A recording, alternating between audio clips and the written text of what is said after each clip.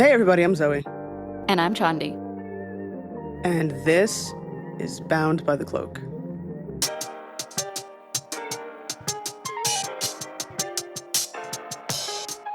In the early 90s, East New York, Brooklyn was considered one of the most dangerous places in New York City. Most of the headlines back then were all about gangs and drug wars. But the real story, it started way earlier. Decades of bad policy, housing scams, and systemic neglect that completely gutted the neighborhood before the first gunshots ever made the news. Today, we're talking with journalist and author Stacy Horn. Her new book, The Killing Fields of East New York, peels back the layers on how all of this happened and how corruption and exploitation shaped an entire community's fate.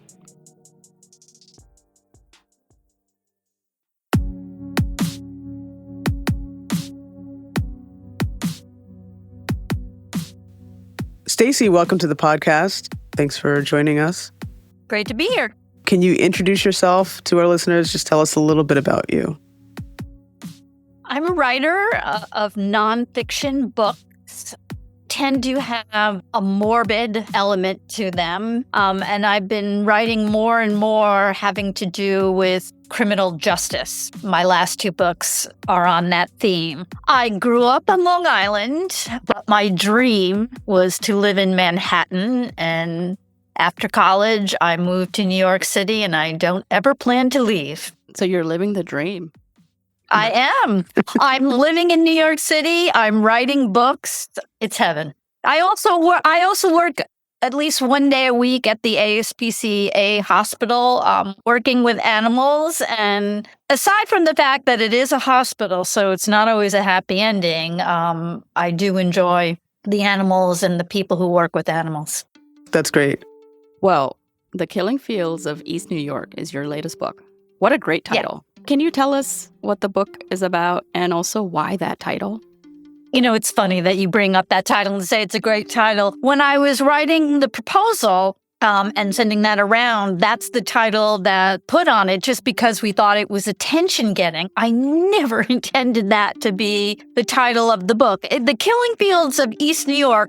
East New York actually was called The Killing Fields in the 1980s and 90s. But I thought it was kind of lurid, and it's a serious book, so I didn't want a lurid title. The publisher was, it's going to sell more books, so I said, okay. So that's where that title came from. I mean, East New York, it's had all sorts of lurid titles over the years. The murder capital of New York. There was one area of projects that there were so many killings there, they called it the slaughterhouse. What is the book about specifically in regard to the killing fields of East New York? My publisher at the time, after my last book came out, had turned down a number of proposals that I had submitted for my next book. And at one point they said, would you consider writing a true crime book? Because true crime sells. But I'm not really into true crime. I actually had written a book about the NYPD's cold case squad, and they go back and try to solve old unsolved homicides. But my interest wasn't really in the crime itself. It was more which murders don't get solved and why. That was what was interesting to me. But in the process of researching that book, I learned that East New York, which is in Brooklyn, New York, had the highest number of unsolved homicides. And I never forgot that. So when my publisher asked me, what about true crime? Like after I went, no, I thought, I could look into why. Like why East New York as opposed to any other neighborhood in New York? I mean, there's other bad neighborhoods. So why East New York? Maybe there's a story there. And so I looked into that,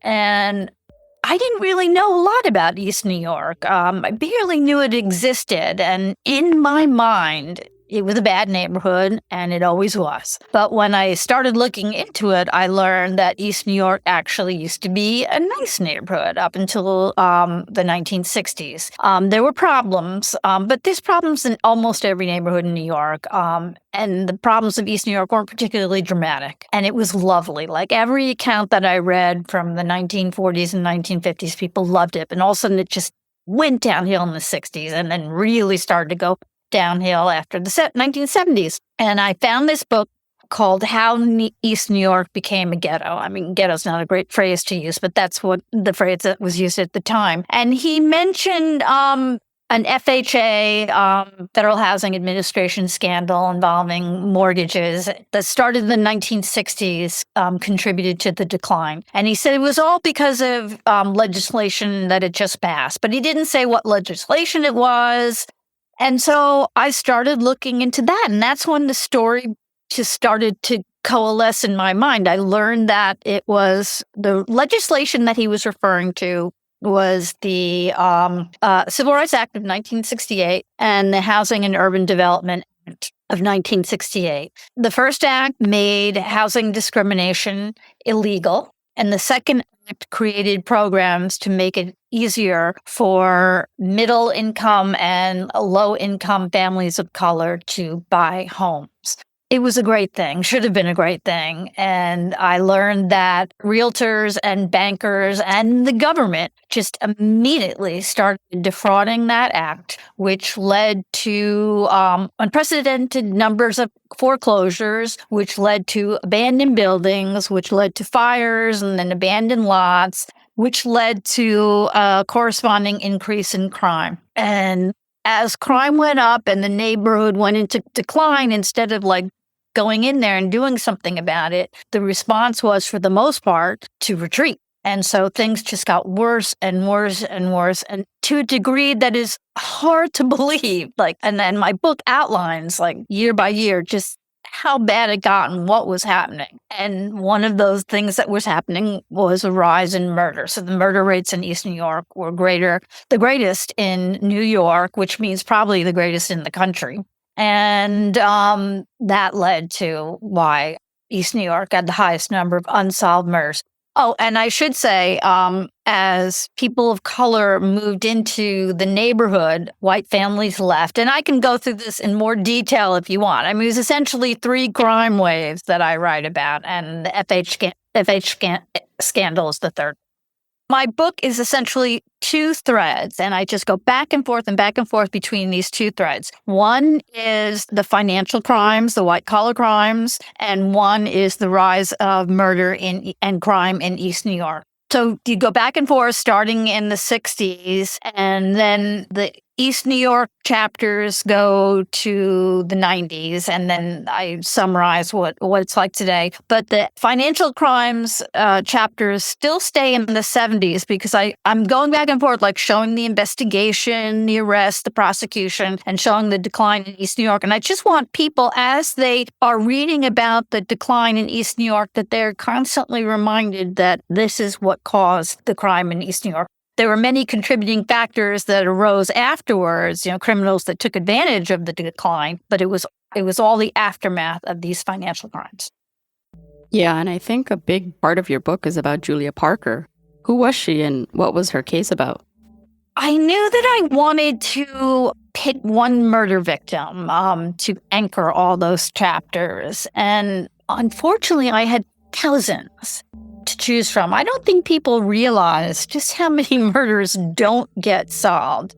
When I wrote The Restless Sleep, that was, I think, around 2005. And at the time, there were just under 10,000 unsolved murders. And that's just going back to 1985. So at that point, that was 15 years of murders, that's all. And 10,000 of them were unsolved. And of course, as you can imagine, the number has since gone up, but not as dramatically because the number of murders started to decline at the same time. So I had a lot of murders to choose from. And Julia Parker was a 17-year-old Puerto Rican girl. Well, she was actually, her mother was Puerto Rican and her father was Black. And she just immediately stood out to me. And the only thing I can think of is She was killed because she was carrying drugs, but it was a drug-related murder. And her story resonated with me. I can remember what I was like when I was a teenager. I was growing up in the 60s and 70s. And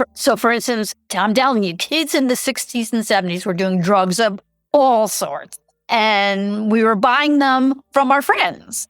And people are so accustomed to putting anyone who's had any connection to drugs into this like bad person, villain category. And she's some 17-year-old girl. She didn't know better. She was making stupid decisions, as almost all teenagers do. My friends were selling me the drugs, and the people that they were buying from, they were probably the bad guys, but not my friend. And I hope by the end of my book that people look at the kids of East New York in the same way. Yes, you can say they were stupid, but not evil. So I related to her. Like, I had a chance to grow up and be less stupid. I was about to say not be stupid anymore, but of course that's not the case. But didn't make those kind of stupid decisions, but she never got the chance to grow up.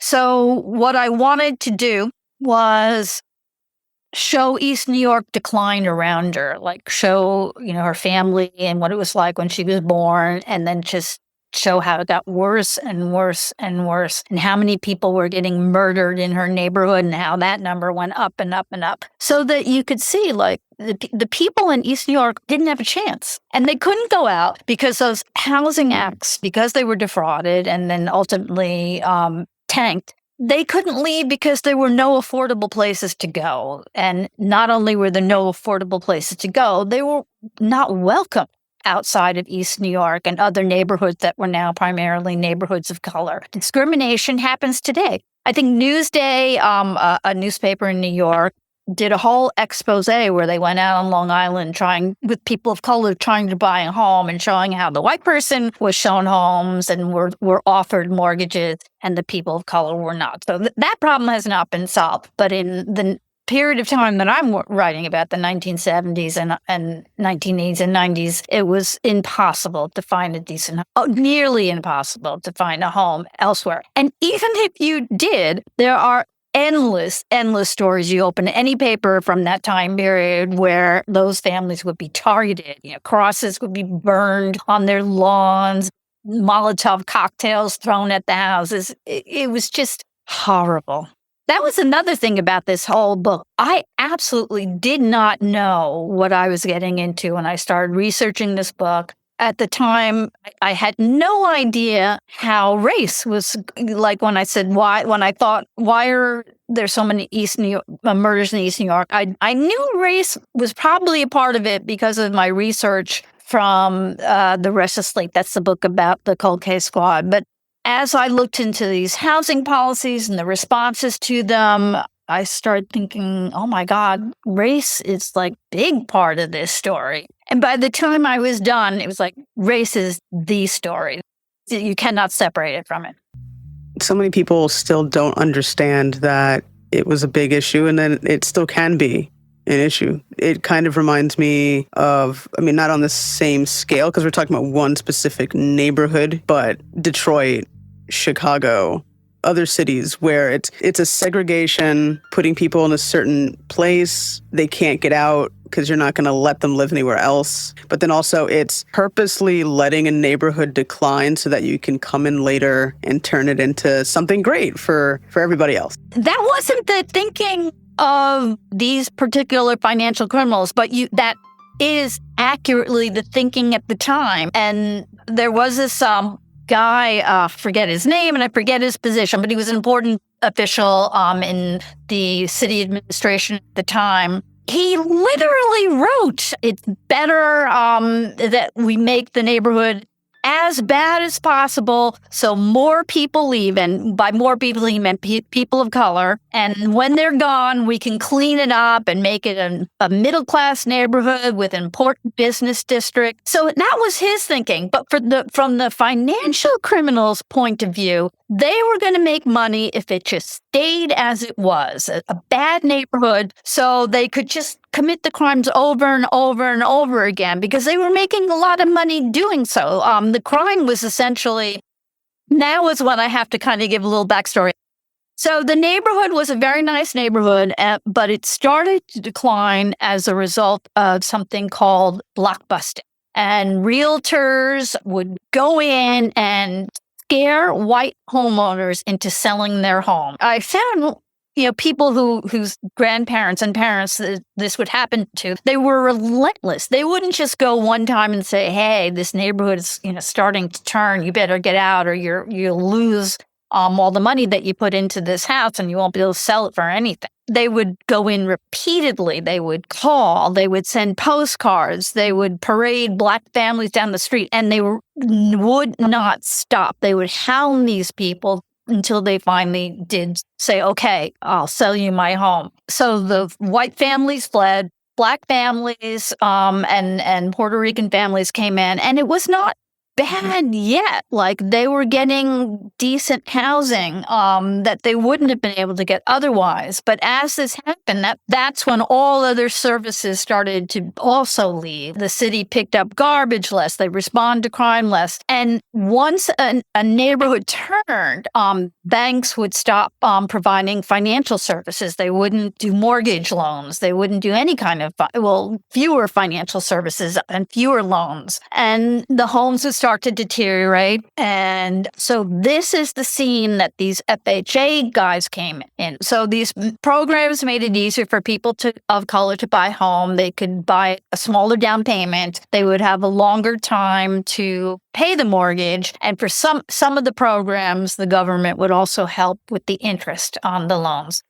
So once the neighborhood became Black, they were now redlined, and the home started to deteriorate. So the FHA guys were able to pick up homes that had already foreclosed or been abandoned for little money. And in order to get an FHA loan, the FHA will go in and appraise the home, and if anything has deteriorated, they will make a list of what you have to repair before they will insure that mortgage. So the crime was buying the home, not doing any of the fixes and repairs that the FHA had listed, but they bribed the FHA appraisers to say that they had. So all they would do is slap a coat of paint and clean it up and make it look okay, but underneath it was falling apart. Like, roofs were about to cave in, floors had holes in them that were covered up, the boilers wouldn't work, and so on. The plumbing was shot. So, and then they would charge a price for the home that was like the same price that you would pay for a really nice house in the suburbs.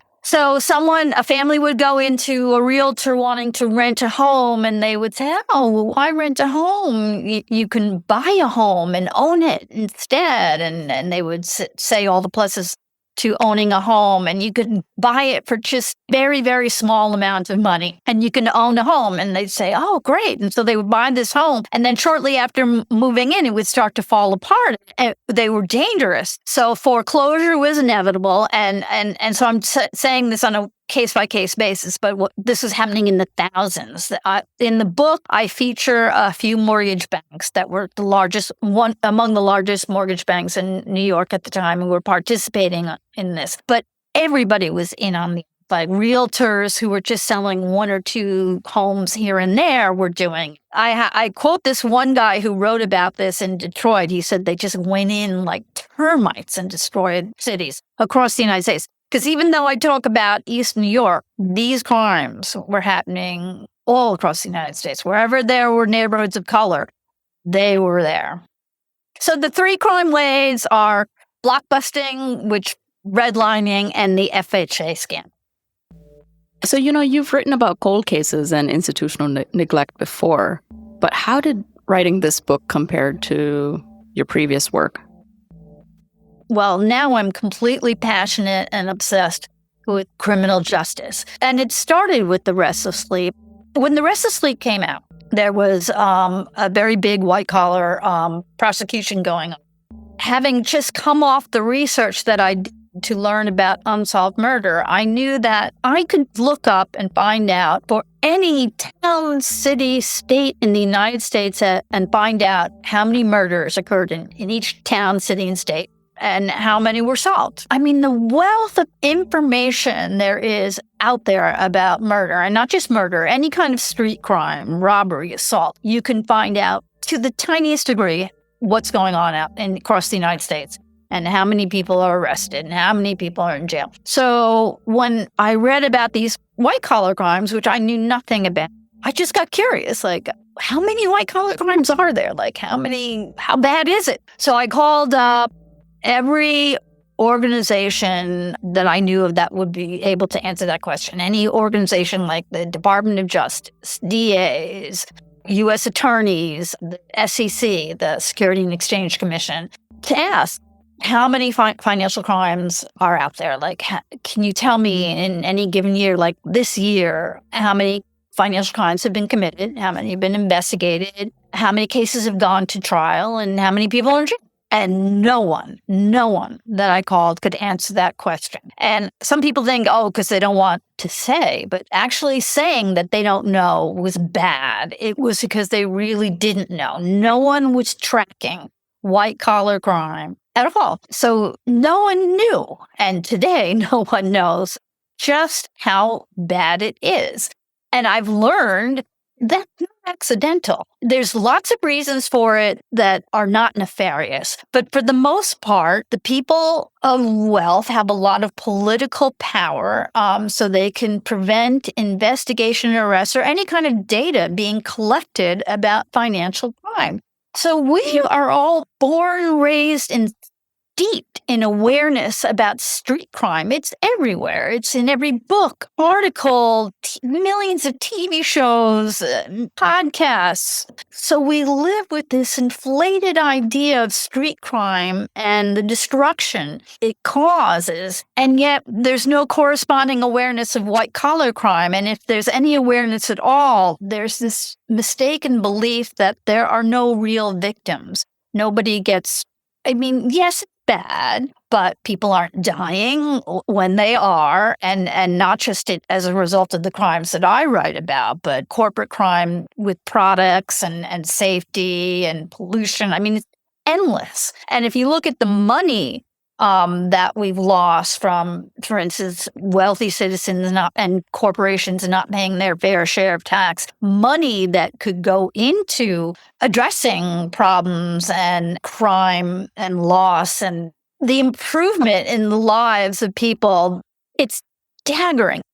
Had this not happened, I'm not saying that these programs would have solved everything, but a significant number of people would have gotten homes that never did get homes. Instead, their lives were just made even worse. It would have been a really important step forward in addressing the crimes of rape.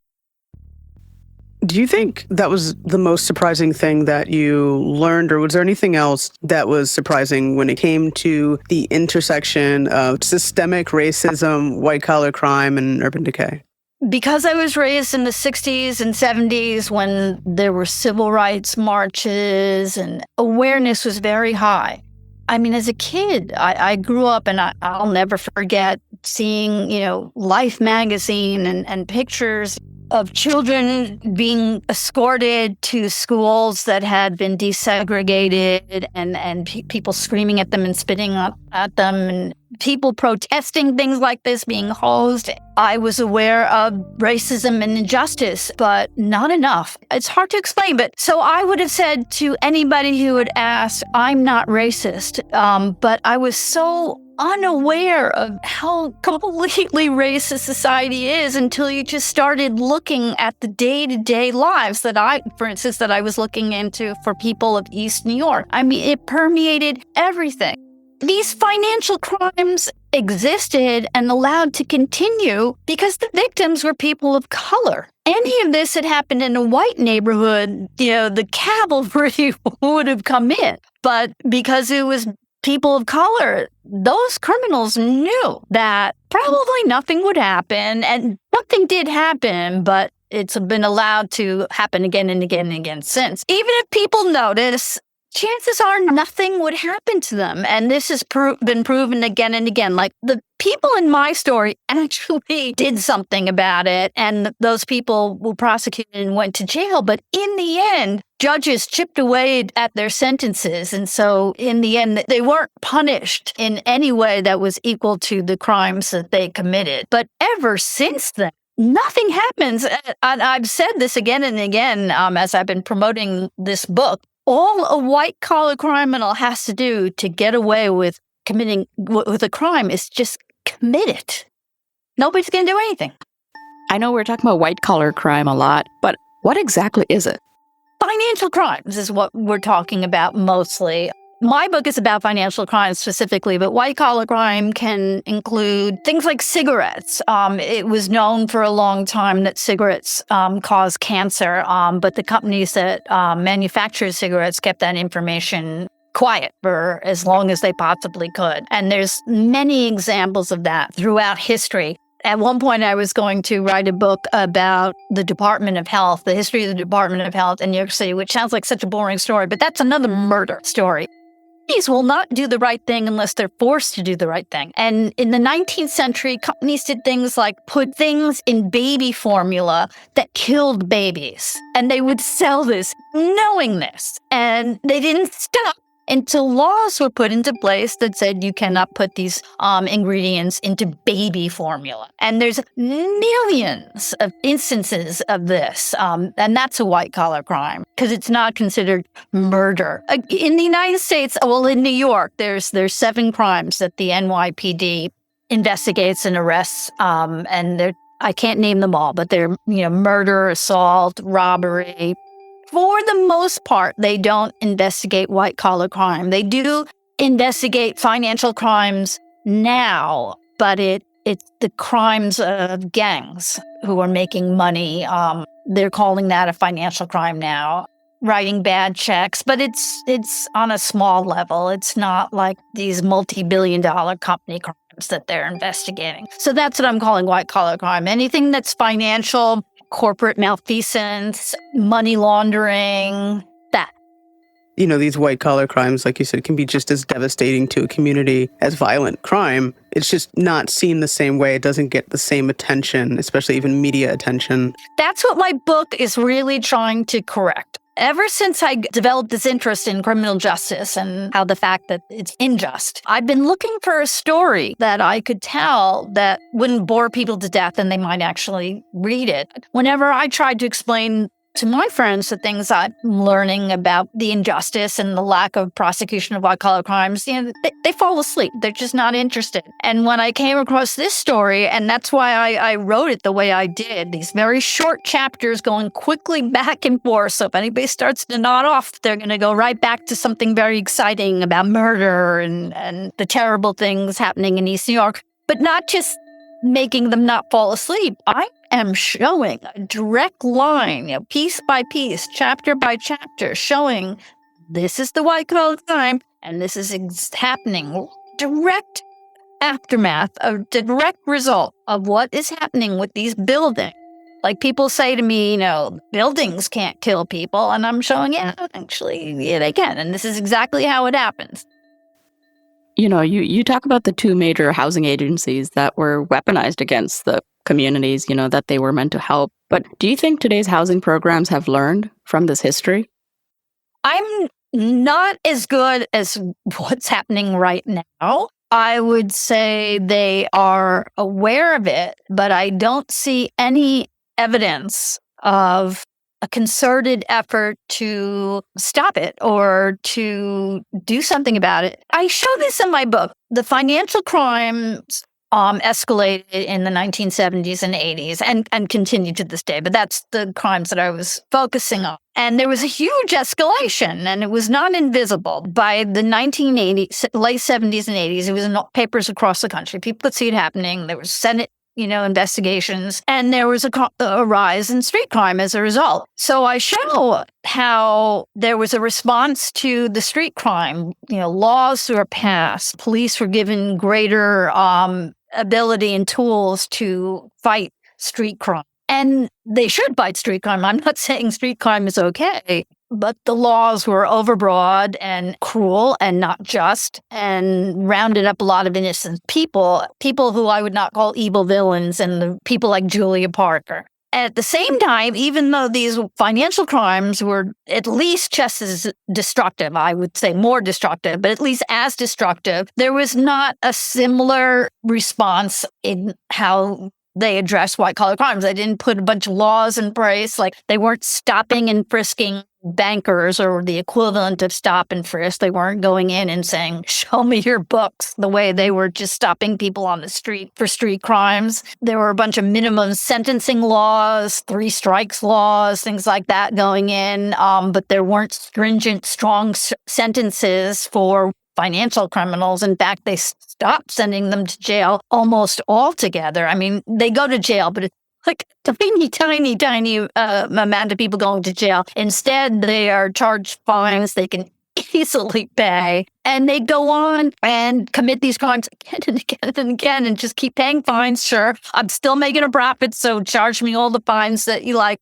I've read now several books, and I've got like a whole list of papers I'm going to be reading today to explain why the Department of Justice just will not go after these criminals. And one book called The Chicken Shit Club that explains it. And the lawyers and prosecutors are not the evil villains here. It actually goes higher up. They are discouraged from proceeding and saying, get the fines and we can call it a win and move on. And they sign these consent decrees with corporations where they agree not to do it again. And they are actually the ones that police it. Like, one of the big problems with these consent decrees is there's no follow-up. Then once they get a signature, they don't check to see if people are actually abiding by the consent decrees, and they're not.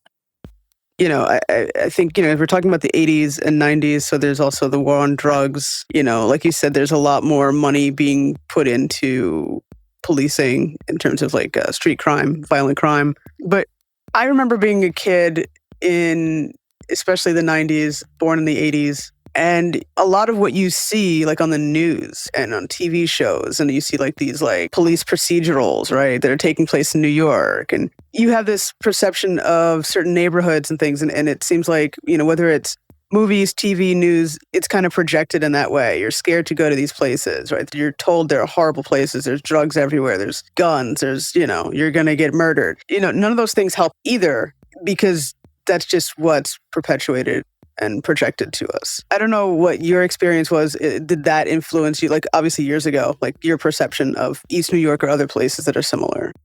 In the police department's defense is this had never happened before. I'm talking about the 1960s. These neighborhoods were tanking almost overnight. And I'm really not exaggerating. It really happened very, very quickly. I've got account after account. I use an example. This one guy was from East New York, was drafted into the Army during Vietnam, left his home, and it was a nice neighborhood, came back, and it was like bombed out Berlin from World War II. That's how quickly it happened. So that was like 4 years, I think. And this was really not a police department problem to solve, for one. This was a financial crime, and it needed government intervention and a government response.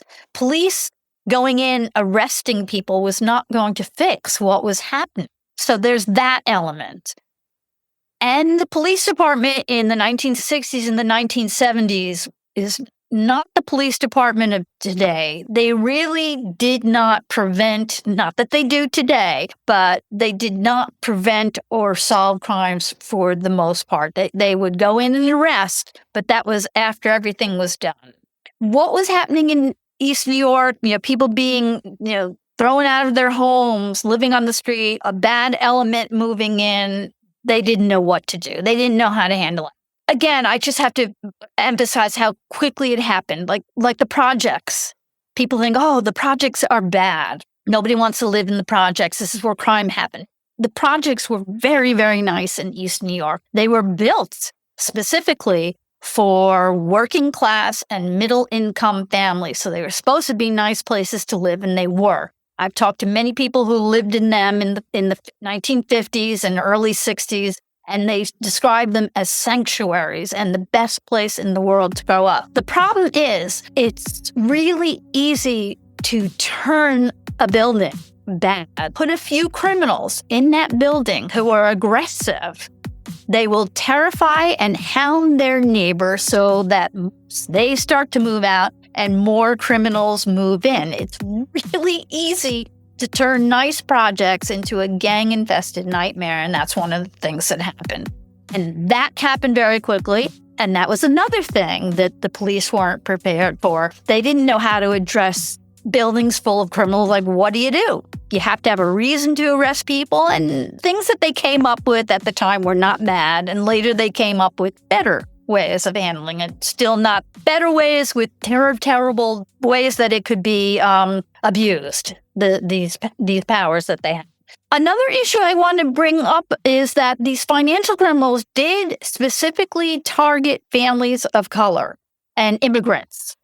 Because one, they knew that people would care less about what happened to them. And I wanted to point out, people so often blame the victims, like they were stupid or they were naive about home ownership. And the government started helping low-income families buy homes in the 1930s. And similar programs were put into place then, and it was supposed to be for everybody. But the only people that they were giving these homes and using these programs were for white families. And this terrible, nobody tried to scam those families the way that they're scamming these families. So some people will point to the fact that, white people, somehow managed to buy these homes and get these mortgages, and these terrible things didn't. And that's because criminals were not targeting them. Mortgage fraud always existed, so some of those families were targeted and there were problems and they lost their home. But nobody was targeting white families in the 30s and 40s in the massive way that they went after families of color in the late 60s and 1970s. So it wasn't that the white families were... Oh, yeah, that was the thing. They called Black homeowners unsophisticated buyers. The white families were unsophisticated buyers, too. They never owned homes. These were GI families that were taking advantage of these wonderful programs, and they were not targeted, and they were not sophisticated buyers either. You saying all of this makes me realize, which I think I knew, but then maybe just not to this extent. When you see these neighborhoods, when you're watching TV, you read about it. What happens is you see the images, you see homeless people, you see ruined neighborhoods, a bunch of things, and you just wonder, why is no one doing anything? How did this happen? And then I think your explanation was actually perfect because it happened so quickly. No one knew what to do. It was the first time it really occurred. So that, I think, actually explains a lot of it. No one really understood that these were financial crimes that created these situations. That's the key element. I hear this over and over again. Because it was happening to neighborhoods of color, people blame people of color that live there. They don't see them as victims. They see it's because they're there. And it isn't in part because they're there, because that is the explanation for their lack of response to the problems, because it was a neighborhood of people of color. But what I like to talk about was, in the beginning, white families were victims too. White families had been hounded out of their homes. When crime started to escalate, white families were victims as well. All the families of East New York, people of color and white family, were victims equally. It wasn't just Black family problem, a Puerto Rican family problem. In the beginning, there were gangs. There are always gangs, and there's still gangs. But in the beginning, the gangs were white in East New York. And as the demographic changed, the gangs were Black because that's who was living there. But the gang problem wasn't just Black gang problem. It was a white gang problem. But the white families left because they could, and families of color remained. So it goes back to people see Black families as the problem because that's what they're told, and that's the world that they live in. I try to show that when I'm talk about the crime wave, the first, second, and third crime wave, all those criminals were white. And based on that, what does the story of East New York tell us about the long-term effects of predatory policy? East New York and other neighborhoods like this that suffered as a result of these crimes continue to suffer, because all the problems in the system then continue to exist today. People still blame the victims. They saw the ruin of the city, these cities, as the people who lived there's fault, not that they were victims of crimes. And they still do so today. I mean, everything's a little better, but now I feel like, no, Martin Luther King talked about the arc of justice. It bends towards justice, and I think it's going backwards. The current administration is just undoing all the progress that we've made. Not that there was tons of it in reality, but there were riots in the 1960s, civil rights riots. And President Johnson at the time established this committee, which came to be known as the Kerner Commission, to study the riots and tell him why they were happening and what he could do about it. And they came back and told him they're happening because America is a racist nation. White America creates it, nourishes it, maintains it, and is happy for things to continue as they are because they benefit from it. And they said nothing short of a massive effort can undo this. And he was right. The massive effort was never made. Massive in terms of manpower, massive in terms of money. An argument was made when all these programs started to fall apart. People would say, oh, we put all this money into it, and what did we get? And without going, well, first of all, you didn't put a lot of money into it. It's nothing compared to the money that is spent on other programs, on the war that nobody wanted.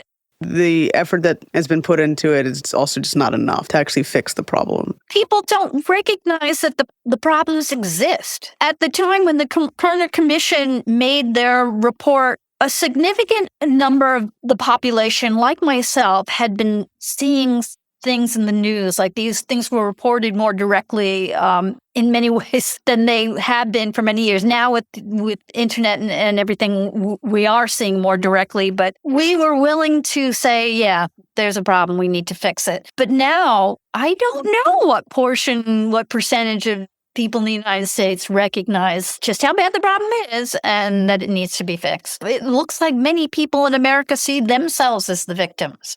Another thing when it comes to, you writing about East New York, obviously you had to talk to people to get information, understand what happened. How did you get in contact with the people that you needed to write this, people that maybe live there? And how did you kind of get them to trust you, to open up enough? I wish I had talked to a lot more people. I don't think it would really have changed the book. I would just have more information. But I wish I talked to a lot more people. I talked to police. I talked to Julia Parker's family, though at a certain point, Julia Parker's family stopped talking to me, and I do not know why. I can only guess and speculate. A number of people didn't want to talk to me. The best example I can give is I was talking to a friend of Julia Parker's who was with her when she was murdered. And we were talking on the phone, and he was telling me, what it was like growing up, and he was telling me about Julia. And I mentioned that a lot of people didn't want to talk to me. And he said, oh. And then he goes, oh, I know who you should talk to, this guy. Great person to talk to. So he immediately called the guy and told him he was speaking to me and said, you should talk to her. And this guy did not know that I was on the phone. And he just starts going, I'm not going to talk to her. No way. She's a reporter. I'm not talking to her. And I quickly realized, he put me basically in the same bucket as the police. I'm the bad guy. Don't talk to her. And I realized, and I've gotten a little, because of the title of the book, I've gotten a little bit of blowback since, where people go, oh, you just come in, you just want to write lurid stories about East New York and make money off it and run. And I think that the people that I approached, some just, were not going to talk to me because of that. I was a reporter. I was just going to use them. I read this great description. I think it was Jelani Cobb. He wrote a book about the Kerner Commission report, and he talked about in the 1960s and 70s how when there were riots, white reporters would go in to write about the riots at the time. And he said it was as if they were going into a foreign country. They had no clue what was going on, for instance, in East New York. And there was no way that they could represent the response and what was happening accurately. To them, it was like a war zone and they didn't know why. And I thought that's how people are looking at me. So I did get enough people who were willing to talk to me. And for a lot of the book, it doesn't really matter because not that it didn't matter, but I was never going to talk to a lot of people who were living through it in the 1960s and 1970s because sadly, a lot of these people are no longer with us. I mean, what was the hardest part emotionally for you in writing this book? God, there were so many. Well, first of all, it was a hard book to research and write, but I don't even know how to begin to address the problems that I have illuminated in this book. I feel kind of like the Carter Commission, and a massive response is an understatement to what is needed. After 9/11, I was a volunteer down at the site during the rescue and recover period until it ended. And I got to know a lot of police and fire department. And these are people that are generally very conservative. Many of them voted for Trump, but we made friends. And I try to talk to them about what I've learned. And I can't get through to them. They will not accept what I've learned. And they know me. I know them. I think that they're decent people and not stupid. They think I'm a decent person and not stupid. Some think I'm brainwashed. That was some of the response I've gotten. So I feel kind of, I don't want to say this, but hopeless, especially when I pick up my newspaper and every day read of some program that's being dismantled, some project. And the misinformation is that's massive. People are being fed facts that are the exact opposite of what's really true. And when I try to point this out, they don't believe me. Was there a story or a person in particular that you wish you could have talked to or gotten to know more and write about more, but obviously couldn't? There was one guy, Martin Dunn, who worked for the East New York Urban Youth Corps that I wanted to interview, and I just never got around to it. So I thought, I could interview him now. There was a former FBI agent who went on to become a federal prosecutor. I thought, I'd like to get his comments about the lack of prosecution and what's going on now, because he went on to specialize in white-collar prosecution. So I thought, I'll collect some of these stories and talk to more people. Martin Dunn is the only name that's coming to mind, but there's other people that I want to talk to that I miss talking to, yes. What are some of the things that you would like readers to take away from the book? And what kind of conversation do you hope it sparks?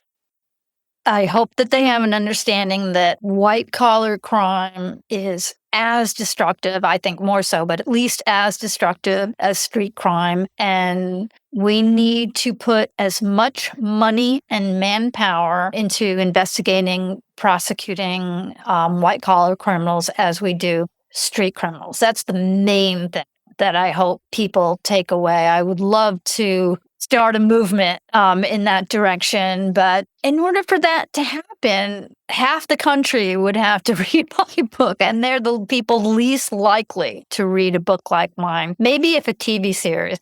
And I'm not saying this for me, like, I would love to have a TV series, but I think TV would reach more people. On a related note, in my previous book, Damnation Island, which was written about Roosevelt Island in the 19th century, and it was called Blackwell's Island. And the city owned it, and they used it to build a bunch of public institutions, like what they called the lunatic asylum, a couple of prisons, and hospitals for the poor. It was all about poor people, except for the prisons. The prisons should have been about criminals, regardless of their income level. But it ended up being, just as now, for the most part, only poor people go to prison. So that book was part of my evolving awareness of the criminal justice system and the problems with it, and mass incarceration, which began, I believe, in Blackwell's Island in the 19th century. But one of the things that I learned was there was a period of time when in New York they were arresting more women than men, which was very interesting. Like, that's certainly not true now. And so I looked into what crime they were being, arrested and convicted for, and the crime that they were most often arrested for was one called disorderly conduct, which is a very broadly based law that basically says if you're acting out, in public, the police can arrest you. The problem is it's so broadly worded that in practice, it's come to mean whatever the police and the courts want it to mean. In the 19th century, so they used it to arrest whatever, to target groups that they wanted to keep in line. And in the 19th century, that was the Irish, who were seen much the same way as people of color are seen today. And I think in some minds at the time, they weren't white. So, and women.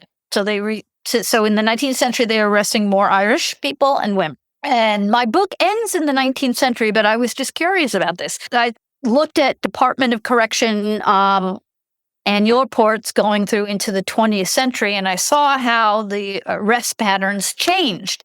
And they were arresting fewer Irish people and more people of color. Till I got to a certain year, I cannot remember what it was, but I believe it was in the 1930s. They were arresting so many people of color and women, women of color, that the Department of Correction took notice and had a whole section in their annual report.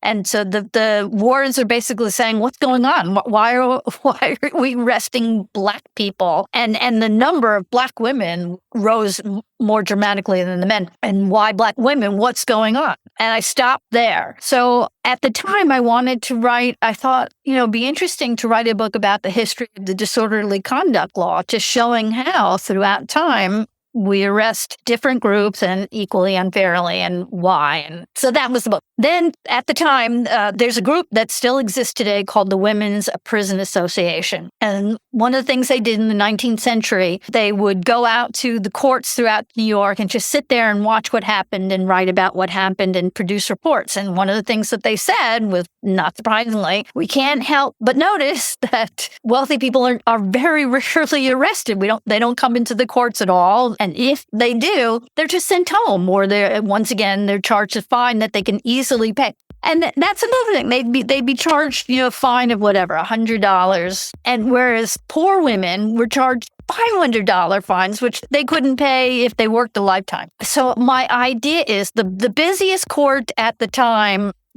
was Night Court in Jefferson Market in the West Village, where I happen to live. So I thought I would I would take a year of arrest in Night Court in the early 20th century, and then I would spend a year going to Night Court in Manhattan, and so I'd go day by day showing the arrests in the early 20th century, and then 100 years later in the 21st century, and to show what's happened. It would be, in a way, a book about the history of disorderly conduct, but not just that. And I would very dramatically show how unfair it was and how 100 years later, I suspect that my reports are going to be exactly the same as the reports from the Women's Prison Association. Thank you so much for doing this. Really appreciate it. It's a great conversation. I learned a lot. I think that everybody who hears this will learn so much about East New York and financial crimes, just understanding, because it's not just about New York, it's about a lot of other places too, where these things happen. And I think having more context and more information will help people really get it. The whole time that I was writing this book, even though I focus on East New York, I try to have little bells of reminder that this is going on here at the same time. I appreciate your having me here and helping me to get the word out. Thanks.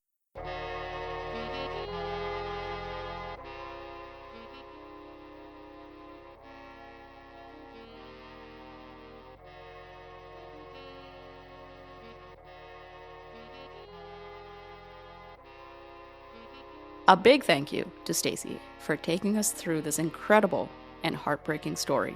The Killing Fields of East New York isn't just a crime book. It's a deep dive into how systems fail and how those failures echo through generations. If you want to check it out, the book's available now wherever you get your books. We'll also drop a link in the show notes. Well, that's going to do it for this episode of Bound by the Cloak. You can follow us on social media. We are on X, we are on Instagram, we're on TikTok, we're on Threads. And you can find us wherever you get your podcasts. Apple Podcasts, Spotify. You can find us and hear us anywhere. We'll be back in 2 weeks with a brand new episode. Thanks for listening. Until next time.